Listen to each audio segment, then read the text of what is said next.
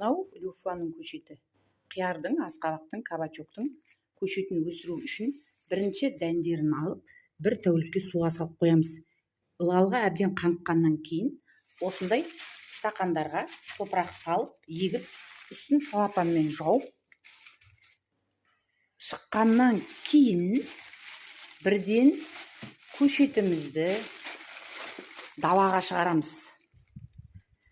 Бірден даланың ауасына үйрете бастаймыз. Қазір ауа райы далада 20 градус жылы. Күннің көзінен тасалау, ық жерге қоямыз. Бетіндегі салапанды біртіндеп ашамыз. Міне, бір апта бұрын шығарған қиярдың көшеті.